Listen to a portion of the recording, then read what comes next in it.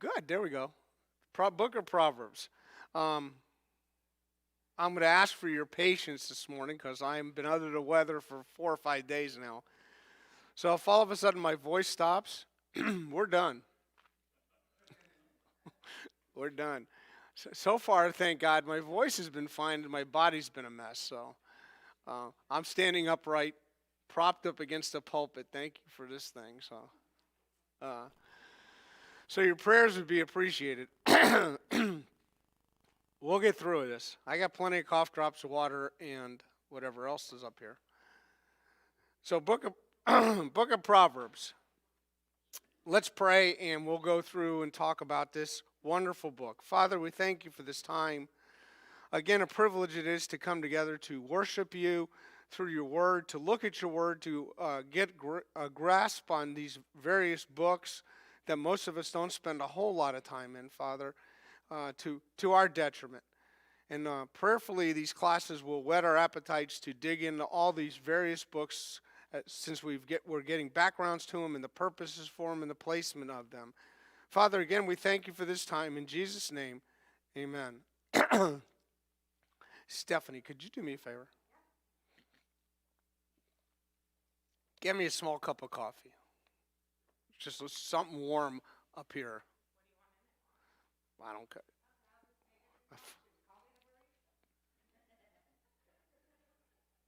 Small. Sorry. Let's talk about Proverbs. It's a book of wisdom, and that's basically what you get out of Proverbs. Have any of you ever tried to read through Proverbs and try and categorize what the books are, what the chapters are? And if you did, you would probably say, I don't get the point. They're all over the place. And that's probably what Proverbs are, is all over the place. What it's giving you, since it's in the book of wisdom literature in the Bible, which not only contains Proverbs, but Ecclesiastes, Song of Solomon, Psalms, Job, those books are poetic books, but nevertheless they have wisdom in it. But when we look at Proverbs, it's packed with wisdom. And as we go through that, one of the things we got to look at is what do people ask and what are the questions asked as you go through Proverbs. You will see that various ideas and instructions are given on what people have issues with in life. For instance, why do good people suffer? And we had a good look at that in Job, but Proverbs also addresses that. How about this one? Why does evil sometimes seem to triumph? You ever feel like that? How come the good always finish first, kind of thing? I mean, the bad finish first. Why do bad things happen to good people, kind of idea? And Proverbs addresses these things, but here's the main point of Proverbs, and I think if you get this down, you'll have a good grasp of Proverbs as we go through it this morning. You'll have more of an understanding of different things. But one of the things I think that we must key on in Proverbs is it's about living life skillfully. I don't know how many times I said something about this word hakma. It's about living life skillfully. Hakma is the idea of wisdom. How do you live life wisely? And I think that's as we look at this, I think that's a good thing to grasp onto.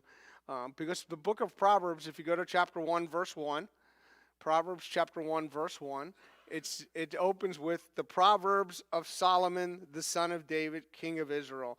So the very first word in Hebrew is the word Proverbs, which is mishali. Mishali basically has to do with a parable, a saying, a proverb. And here, let me give you a purpose statement that I found with Proverbs, and it's very interesting. It says, the purpose of a proverb was to warn against hazardous behavior and to promote wisdom, resulting in social harmony among individuals in the community. Let me say that again because it's kind of a lot packed in there. The purpose of a proverb was to warn against hazardous behavior and to promote wisdom, resulting in social harmony among individuals and community. And that's what you got to look at, because when Solomon is writing this, he's writing this as the son of David, king of Israel. Look at this. You ask and you shall receive. That's a small cup? Wow. I'm breaking my rule. I'm going to have it here because every once in a while I need something warm. Thank you, Ron. Thank you, Stephanie. It's going to be a long morning. And when the caffeine kicks in, you're all in trouble. So when we talk about Proverbs, and since it's the first word of the book, it's emphasized in this that it is it's not just how can we say this? Proverbs is just not a bunch of words thrown in haphazardly. What Proverbs does is take the bunch of words and narrow the bunch of words down. Get what I'm trying to say? Because some people try and say, how do you explain life? And they come out with this exorbitant amount of words. And Proverbs says, no, you don't need all those words. Just narrow it down to just a few. And he'll give you certain things. So the purpose of Proverbs is pretty much given in the first couple of verses here. So look at chapter 1, verse 2. It's to know wisdom. So I think as you do this, good Bible study method is kind of underline certain words that are being used here to give you what Proverbs is about. So it's to know wisdom and instruction. So the first thing is you have knowledge of this wisdom and instruction. Secondly, it's to discern the things and understandings. So you have discernment. Aren't those pretty good things to say, hey, do you have wisdom? Well, I have knowledge. I have discernment. Thirdly, it says to receive instruction in wise behavior. So this is going to give you instruction in wise behavior so you could receive it. So receive is another emphasized word here. To receive instruction in wise behavior, righteousness, justice, and equality. Fourthly, to give prudence to the naive, to the youth knowledge and discretion. So it's aimed at who? Learn this while you're young. You know, that's why older people, we usually go to older people because they've lived life and they have some wisdom. Gray hair doesn't make you wise, but it means you put in the time to learn some of life's lessons, right? But he's aiming this at the young, and then he says a wise man will hear and increase in learning, and a man of understanding will acquire wise counsel. To understand a proverb and a figure, the words of the wise and their riddles. So the last thing is to understand. So here's what you need to live, basically to learn to live life skillfully, is to know certain things, have discernment of certain things, receive certain things, to be given an understanding of certain things. And you put all that together, it's the word that we to look at often is called hakmah. Anybody ever heard of that word? Chokmah, hakmah. It's the ability to live life skillfully. Skill in life, not wisdom necessarily, because sometimes we think wisdom in a different term, but it's to live life with skill. This, excuse me. This word is used 41 times in Proverbs. And of the 41 times, it's 915 of the Proverbs verses it's wherein it's being referred to. Listen to this. It's kind of an interesting statistic here. 22% of the time in Proverbs, it's talking about skillful living. Just think about that for a minute. How much of your life do you actually think about living life skillfully? How much time do you devote to that? Listen, it occurs 145 times in the Old Testament. The first time that this word is used is dealing with in Exodus 25, the guys that constructed, the craftsmen that built the articles in the tabernacle. They were considered skillful in what they did. You ever hire somebody, contractor, carpenter, an auto mechanic? What's the first thing you would ask him? Hopefully. Do you know what you're doing?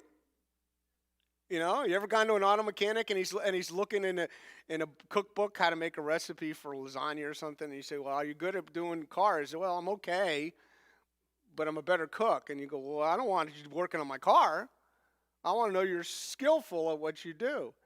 And God wanted to set a precedent that when the tabernacle was being built, that it was built skillfully. I would also add to that very proficiently. No cutting corners, doing it correctly, doing the very best with what God gave you. And that's what he's saying when he talks about living life skillfully. So another definition of this is this noun makes, when you look up in a Hebrew lexicon, here's what the word hakma will come up with. Skill, good sense, general wisdom, and godly wisdom. To act wisely means to carry out right principles. Let me say that again. To act wisely means to carry out right principles. And I would add to that godly principles.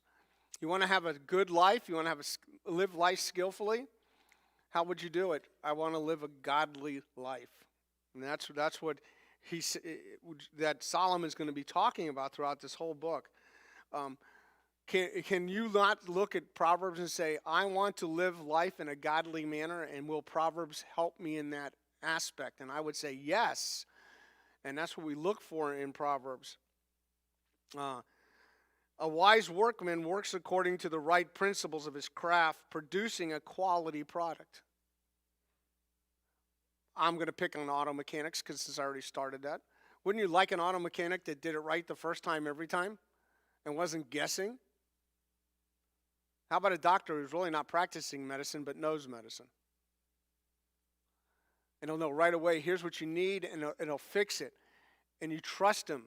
So when you take your car in, it'll get done right every time. And it'll be done, ever take your car to a mechanic? I'm picking on him, so sorry. And you come back and the car is dirty inside. You can see grease prints and all that stuff. And you go, well, what kind of mechanic is this? And you say, well, he did an okay job fixing my car, but he didn't do job at keeping care of my car. Right? You understand where I'm going? And what wisdom says, I can take care of all of life in every arena and live it skillfully, whether it's at work, whether it's at marriage, when problems arise and when they don't arise and when they come in bundles sometimes. How about dealing with parents or being a parent? I think Proverbs answers all those different questions. Morally, a wise person lives out the revealed principles of right and wrong, which reflect the character of God. We want to be, as believers, we want to be moral. But we don't only want to be moral, we want to be godly. And I think when we talk about Proverbs, we see the wisdom that is attained from life to live out life is to be in a godly manner. Okay, so let's talk about the different things that wisdom is attained through in sources. If you were to how do you gain wisdom in life? How about just life experience? Some people will say, well, life handed me a bunch of lemons. That's all I have. And then the old adage is what? I made it lemonade. Okay, well, that's living life's experience in a good way. But other people do what? They have bad experiences and get overwhelmed by them and taken down. But that's a place that you should be, understanding that life is going to deal you things in life. I don't think anybody here has had a perfect life with no bad things happening, and everything's always been, hunky-dory? Or in Oklahoma, it's okie dokie, right? Everything's okie dokie in Oklahoma.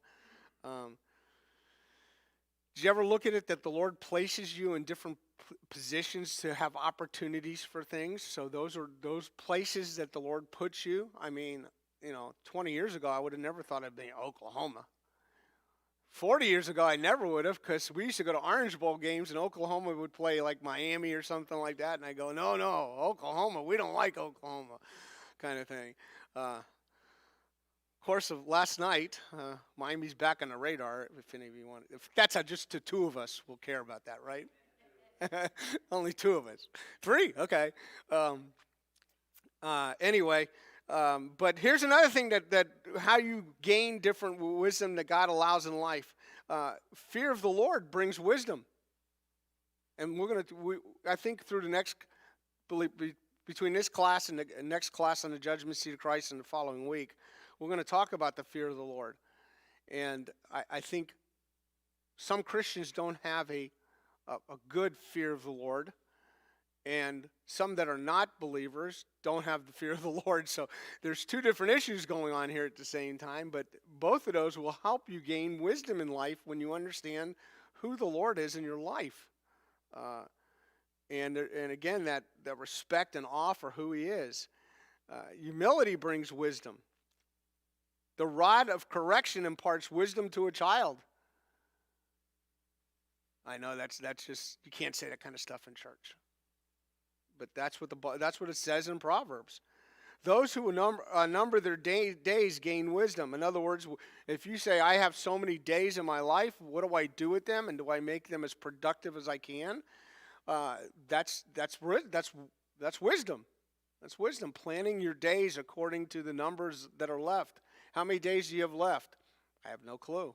It's not saying, okay, I only have 10 days left. What do I do? Because the doctor gave me my final notice that it's up. What do I do? I'm going to say, if you're at the point that the doctor says you have 10 days left, there's not much you're going to do. You know what you're going to be doing, right? Waiting for day 9.5 to keel over or something. What it's saying in Proverbs is to look at your days as an importance as you go through them. Those who recognize life as infinite, as finite, in other words, if one of the ways you gain wisdom is recognize life as temporary. What do you do with the time that God's given you? And I think that's important because some people decide too late in life to do what they need to do when they could have done it for years. Let's talk about the authorship of Proverbs quickly. Since we said Solomon's the author, but there's other places where Solomon's not listed as the author. Let's just turn to chapter 30 for a minute.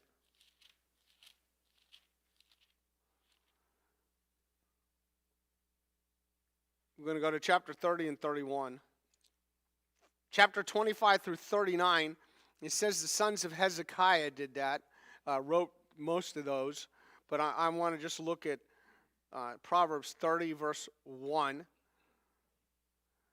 The words of Agur, the son of Jakeh, the oracle, the man declares to Ithiel and Ucal. Now, who the heck are these guys? And that's a good question.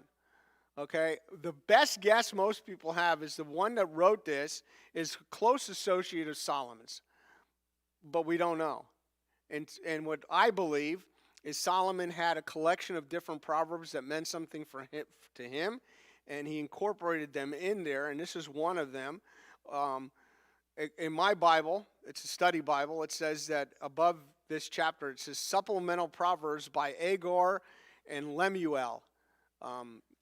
So it's just, they're add-ons. Most of you know Proverbs, go to Proverbs 31. Most of you know Proverbs 31 as what? The virtuous woman proverb, right? And we'll look at that briefly towards the end. But verse 1 says this, the words of King Lemuel, the oracle which his mother taught him. And I'm going to tell you what I believe this chapter is, which is kind of interesting. The word Lemuel means belonging to God. The rabbinics translate this towards God. The Septuagint translated as spoken by God. So this is the words are spoken by King Lemuel or spoken by God to King Lemuel. But who is Lemuel? Okay. Solomon's real name wait, let me do this since I'll keep the crowd semi-awake. What's Solomon's real name? Anybody know? No, that's Hebrew for Solomon. What's Solomon's real name? Jedediah. And Jedediah's real name was not used because God changed it to Solomon. So Solomon's always known as Solomon. His birth name was given to him by his mother, and and you could check that out, 2 Samuel, I think, chapter 12, where his name is changed. But the reason I said that is because I believe Lemuel is his nickname given to him by his mother Bathsheba. Because what does Lemuel mean? Belonging to God. So Bathsheba turns Solomon over to God, and I think it's his nickname because he's writing this chapter, and most of this chapter, which is interesting. Look at the rest of this chapter. We'll do this briefly. Most of this chapter is about a virtuous woman, and what would Solomon have known as a virtuous woman? Solomon had how many wives and concubines? And then he writes Song of Solomon, and the Shulamite woman becomes his virtuous woman. But I think the only woman he really trusted, as far as being virtuous, he saw who his mother was and what she had taken. And the reason I say that is because one of the interesting things about the Hebrew language, if you use the alphabet to write something out, and in other words, A is for apple, B is for banana kind of thing. If you do that, it's meant to be memorized. You with me so far? Chapter 31, 10 through the end of the chapter is all the Hebrew alphabet. It's all in order. So it's meant to be memorized. So when Solomon wrote, I believe more than anything, wrote chapter 31, he says, I want you to memorize what a virtuous woman is. That's going to be one of the key things. So another section of scripture that's set to the alphabet is also Psalm 119. Go memorize that one. 150 verses. How you doing so far? But it makes it easier. It's a mnemonic device to memorize. As kids, we know what A is for apple, X is for not X-ray. It's xylophone, right? Which we can never figure that out. I think X-ray is better. But for instance, if you just went through all the verses, each one of the verses from 10 through 31 is a letter of the Hebrew alphabet. I don't think anybody's Bible has that, but if you wanted to, yours has that? On the bottom of chapter 31, really? Very good. Okay, that's good. Then I'm right. But if you just did this, if you took the verses and wrote the Hebrew alphabet to it and then say, I want to memorize Alf, that would be to verse 10, Bet, verse 11, so on and so forth. And I think that really sets the stage for understanding that there's certain, excuse me, when we deal with Proverbs, that there's certain things that are meant to be etched in your mind. So I feel like it's communion. And and when you do go through Proverbs, I want you to understand these things are to be memorized, but we must take care in doing this. But Proverbs is a book of, well, let me ask you this. Let's go this way. How many times have you been told certain verses are principles and they get them out of the book of Proverbs?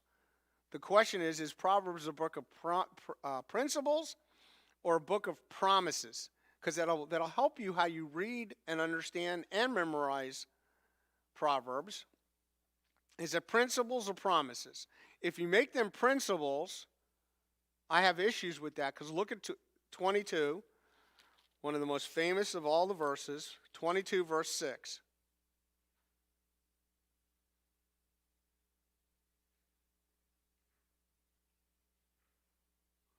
And let's just ask ourselves, promise or principle?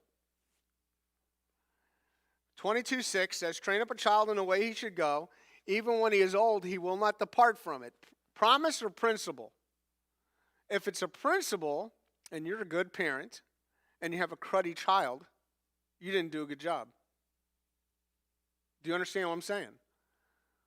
But if it's a promise, Yeah, if it's a promise, I'm with you.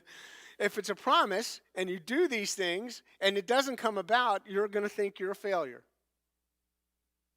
But if you keep consistent and the child turns out horrible and it's just a principle, the child is now responsible as an adult to behave correctly. They have the information. Also, what's also important is in this particular verse, parents got to be diligent in what they're doing. It says train up a child. Train up a child. That's the principle. What are you supposed to be doing? We're child training. How about let's go over to chapter 26. And what I'm going to ask is the same thing. Principle or promise? 26, verse 4 and 5. Do not answer a fool according to his folly, lest you also be like him. Now, sometimes you do want to answer somebody back, don't you? This person just needs a piece of his own, yeah. Verse 5 says, answer a fool as his folly deserves, lest he be wise in his own eyes. So there's a balance there that's going on, right? But this is a principle. Okay? How about one of my favorite verses? Proverbs 3, 5, and 6. I think we all should know this, right? I think most of you that have been around church long enough, well, this is one of the first set of verses you might have memorized when you were younger.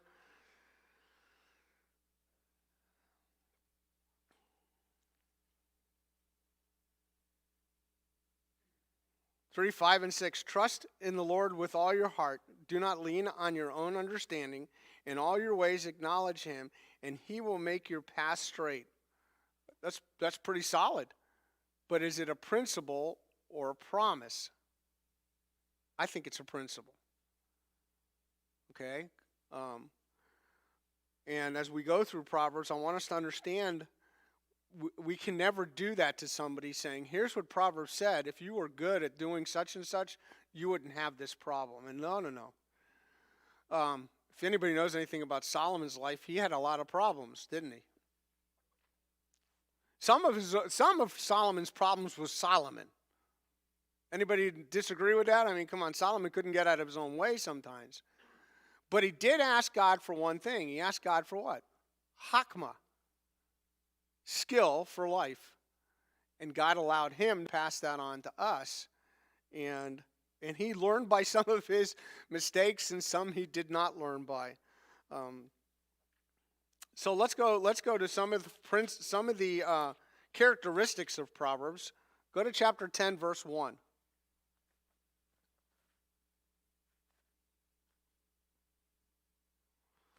And if you notice so far, I'm trying to stay away from, I will kind of give you a vague description of it, but I'm trying to stay away from an outline of Proverbs.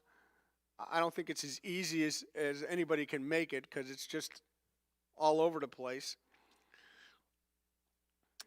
I went through, we're going to do Song of Songs in about 2 weeks, and I went through it, and I just highlighted different things that stand out. And I think if I went back and did Proverbs the same way, I think the number one thing that stands out to me is how often Solomon addresses one particular type of person, a sluggard.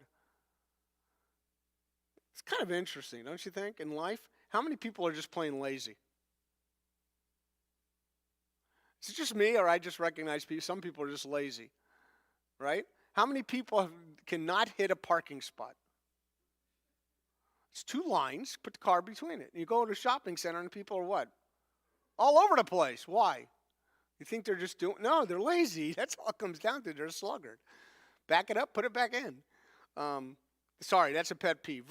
Proverbs 10:1. Proverbs 10:1 says, the Proverbs of Solomon, a wise son makes a father glad, but a foolish son is a grief to his mother. Here's what Proverbs does when you read it. It forces you to make judgment on yourself. That's one of the things you'll see within Proverbs. Are you a fool or are you wise? Are you a fool or are you wise? And I think it's interesting, this verse says, a wise son makes his father glad. Why doesn't a foolish son cause grief to his father? Because it's all, what?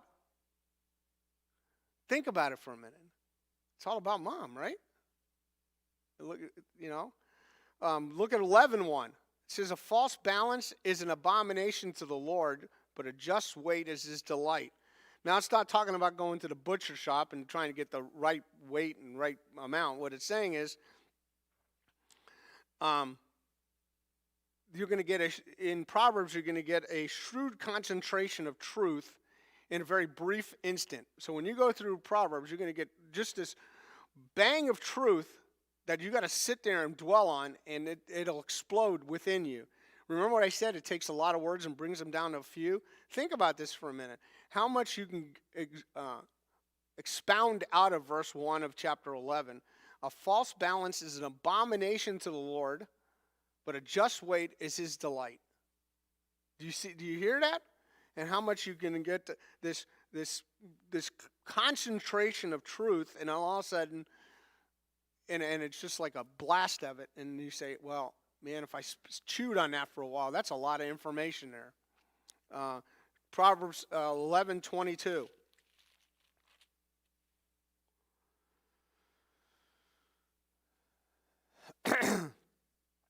Now, I don't know what to do with this because to some of us this may be very comical, but as a ring of gold in a swine's snout, so is a beautiful woman who lacks discretion. And again, what you have here is a proverb often contains a statement that is easier to remember than to forget. And I hope nobody ever uses this on a family member or something, but if you think about it, you cannot, when it's read to you, do you not get a vision of this? I mean, words are supposed to be what? Kind of living a little bit. But when you talk about a gold ring in a swine's snout is a beautiful woman who lacks discretion, it's like, is it not a little vivid? Chapter 12, verse 1. Oh, here's another thing, and this'll listen. Proverbs is not arguing anything. You know, sometimes we want to go to and saying, what's it arguing for or not? It's not. It's just. I'm going to make a point, and I'm going to use a proverb to make a point. And 12:1 does that. I'm going to make a point. Whoever loves discipline loves knowledge, but he who hates reproof is stupid. And that's his point. What do we call that? That's in your face, point blank, isn't it? And it's not discussing any facts. It's not having a debate over the issue. This is where you're at. If you love discipline, you love knowledge. He who hates reproof is just plain stupid. And I think sometimes most of us have issues with taking criticism or correction. And don't be stupid. That's what he's saying. So let's kind of get to how the book kind of fits together, and where we could do with this, because it's really difficult, and I don't think Proverbs is meant to be studied. You know, we have an adage here at church, we like to study the Bible verse by verse. But that's not always true, okay? What I mean by that is if I was studying through the book of Proverbs, you would never get a verse by verse. It'd be haphazard. Because every verse is not always connected. There's not a paragraph that you can say, this paragraph is this, and this is where it's going. You're not going to find a lot about redemption and salvation and sin. It's just giving instruction for life.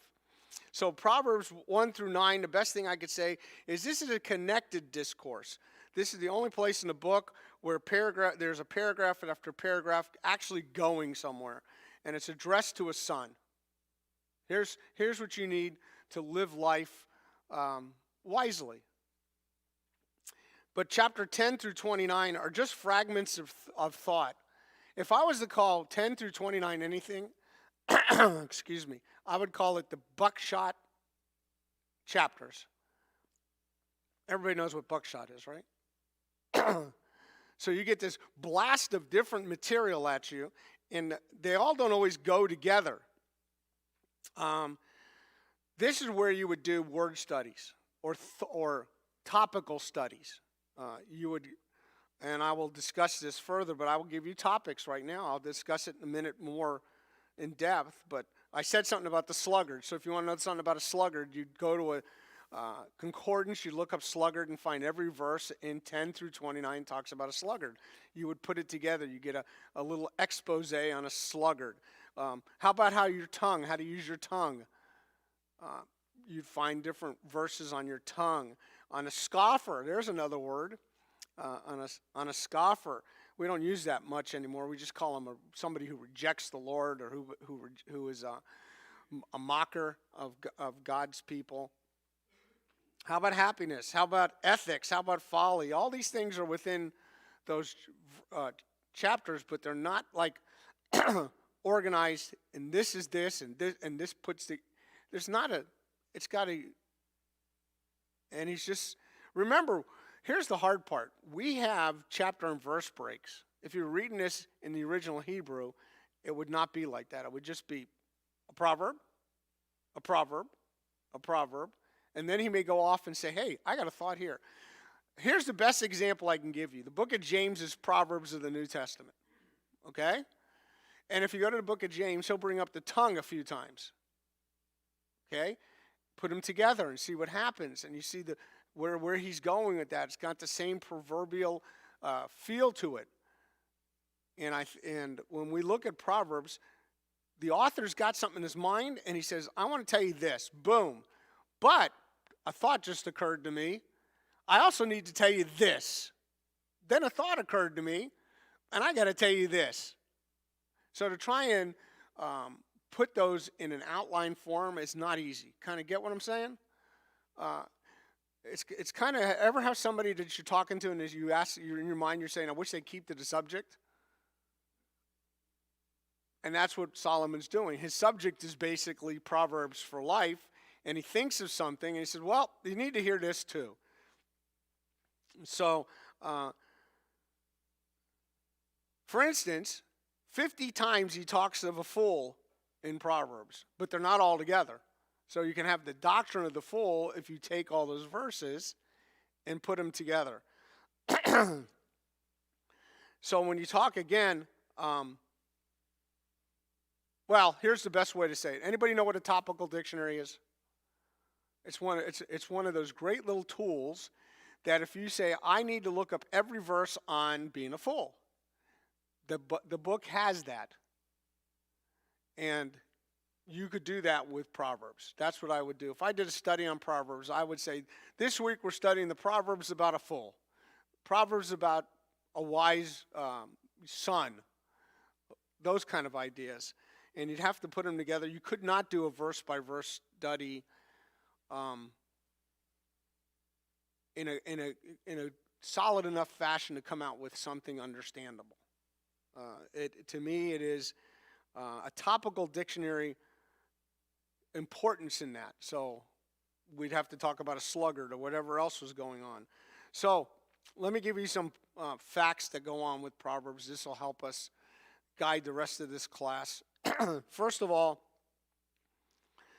fearing the Lord is a wonderful topic in Proverbs, and that's what he drives to in chapter 1, verse 7. So go with me to chapter 1, verse 7. And I think this is one of those things you got to say, this is the driving point of Proverbs. What does Solomon really want to get across to his reading audience? In these collection of sayings, that's a better way of saying this. It's a collection of sayings pieced together by Solomon's mind, that's all.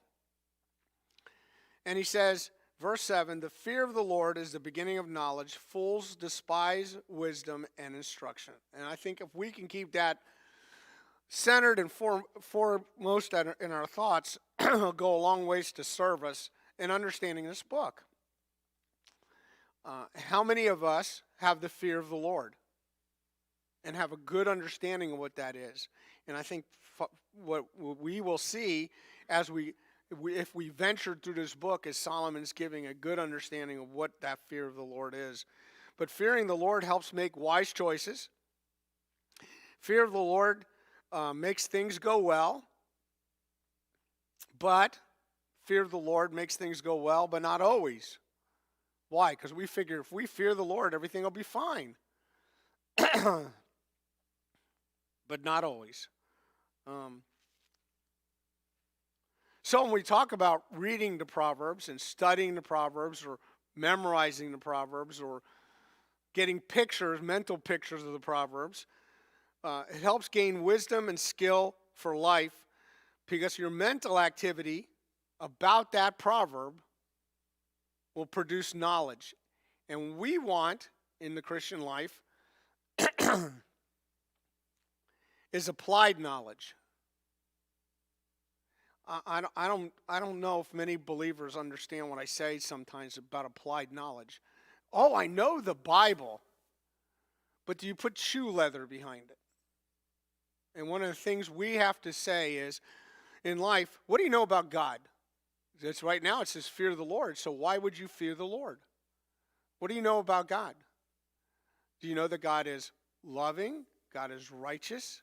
God is that? Keep going with all these things. Do you apply that to your life? Do you live life in aspect of God is awesome? God is great. God is sovereign and provident. God's in control. Do you live life in light of that? Do you have applied knowledge? Do you say, yes, I believe the Lord, but then can't function in life?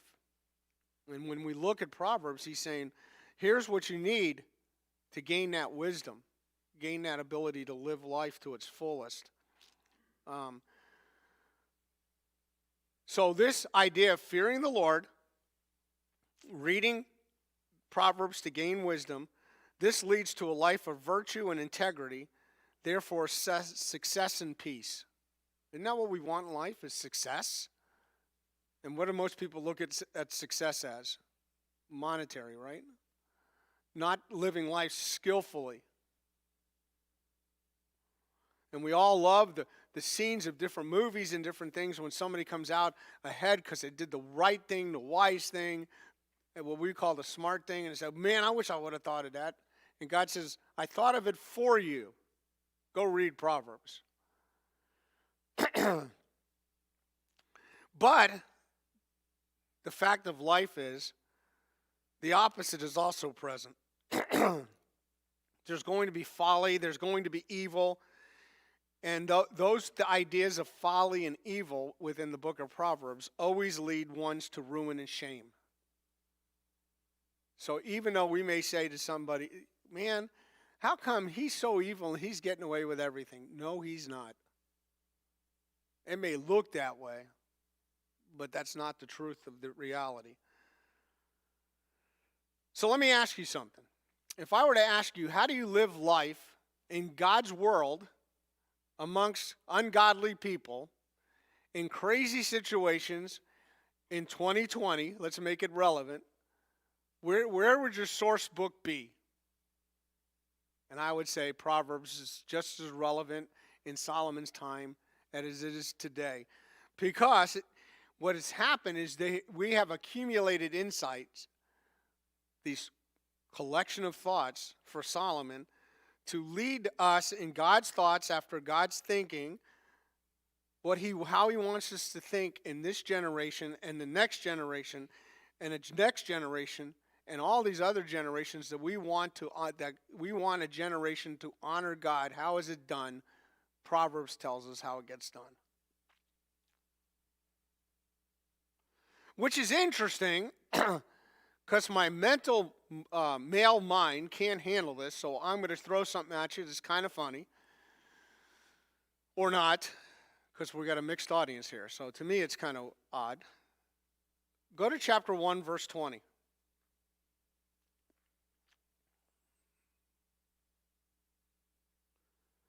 Just going to point out some things. When we're done, you can do with what you want. And since I got a family, mostly females, I don't want to hear from you guys. Don't want to hear one of those told you so moments, okay? Verse 20 says, wisdom shouts in the street. She lifts up her voice in the square. Wisdom is addressed as a female. Look at chapter 8, verse 1. I wasn't sure of this, so I went through a couple of passages. Chapter 8, verse 1 says this. Does not wisdom call and understanding lift up her voice? What? Wait, I thought the guy was the wise guy, right? Wise guy? Chapter 9, verse 1 says, wisdom has built her house. She has she has hewn out her 7 pillars. She has prepared her food. She has mixed her wine. She has also set aside her table. What's the emphasis? Wisdom is a what? A she. A she. Look at chapter 3. I think this is right. I don't know what to do with this. Okay? Chapter 3, verse 13. How blessed is the man who finds wisdom. You don't get it? I don't know. I think it's kind of interesting. So when you find a wife, she is wisdom. What are you? You need some wisdom. The rest of verse 13 says, the man who gains understanding. Look at verses 15 through 18. She is more precious than jewels, and nothing you desire compares with her. Who's that? Wisdom. What does it say in verse 13, though? It's a man who finds wisdom. You don't get the irony in this? I think it's interesting. Verse 16 says, long life is in her right hand. In her left hand are riches and honor. Her ways are pleasant ways, and all her paths are peace. Verse 18, she is the tree of life to those who take hold of her, and happy are all who hold her fast. Hold what? Wisdom. Wisdom's a she. I don't know what to do with that. There's many people that said when a man finds the right woman, he's met his soulmate. I go, no, he's just been given a dose of wisdom that he didn't have before.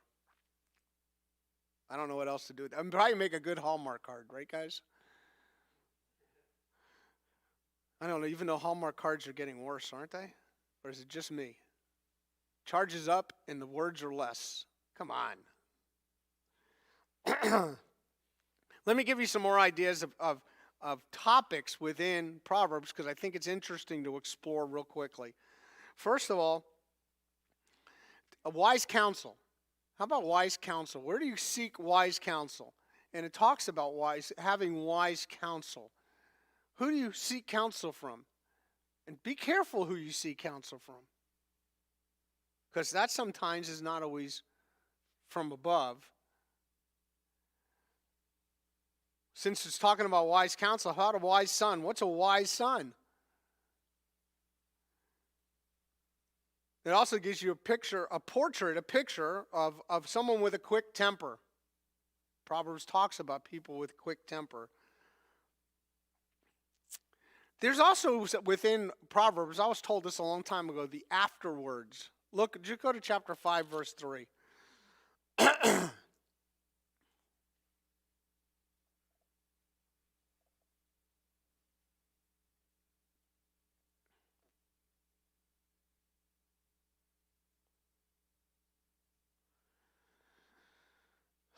Excuse me. Verses 3 and 4 says, chapter 5, 3 and 4, for the lips of an adulteress drip honey, and smoother than oil is her speech. Okay, now here's the afterwards. Ready? But in the end, she is bitter as a wormwood, sharp as a two-edged sword.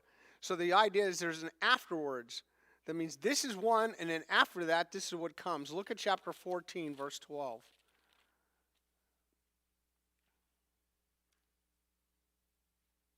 And this is all marked by this word, and we'll read verse 12, and I'll show you what I mean. It's marked by a word. There is a way which seems right to a man. There is a way which seems right to a man, but its end, the word end is where you get the afterwards from, but its end is the way of death. So that's an afterwards. Kind of get what I'm saying? So it's kind of an interesting exploration to do. I think there's a half a dozen of them in the book of Proverbs, and you could do a little lesson on the afterwords of Proverbs. Let me give you some classical outline. Well, let me do this first. Go to 25. I'll give you two memory verses. Proverbs 25, verse 17.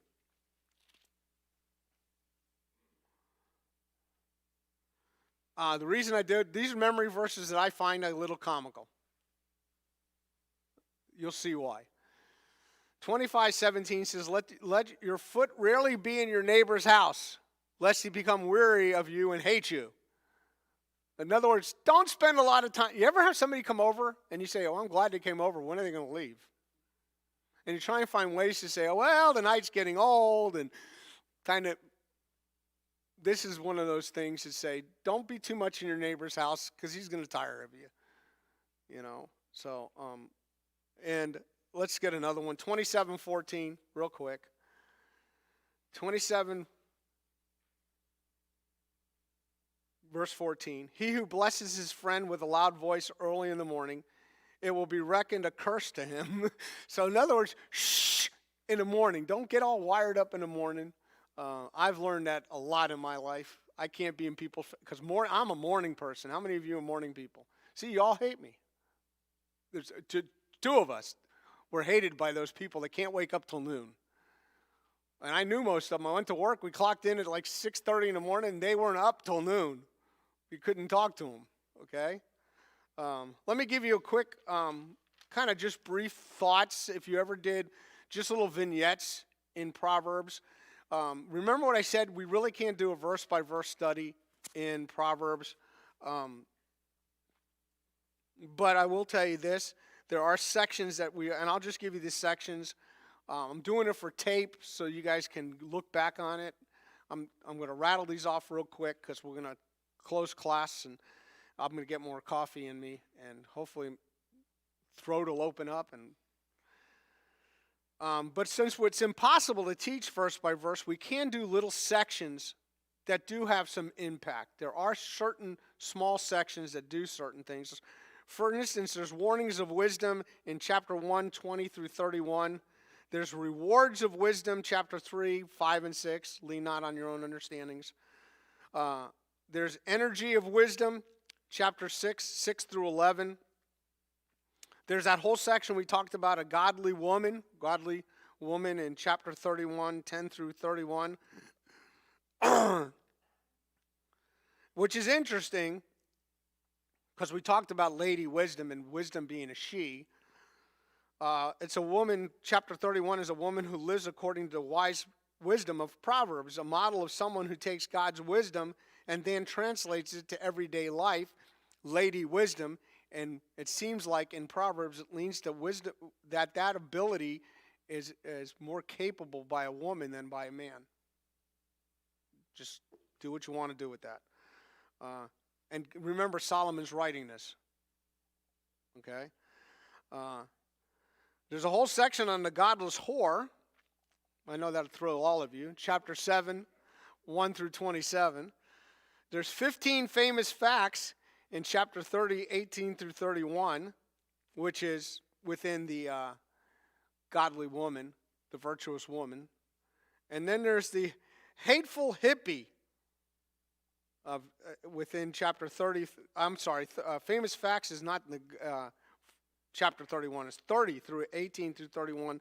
And the hateful hippie is 30 through 11 through 14. So those are topics if you want to go study them, knock yourself out. And we're finished with Proverbs. We'll take up Ecclesiastes next week. Prayerfully, I'll be healthier, because Ecclesiastes is what? There's something for every occasion under the sun. So we're done with this cold. We need to move on. Father, we thank you for this time. Again, time that we spent in your word, and we want to make sure that we spend time in Proverbs, that we get the nuances, the little cliches that have so much impact on life, to live life in a skillful way. Father, it's so important to you that we get the wisdom that you've given us through this wonderful writer, Solomon. We thank you for this time. In Jesus' name, amen.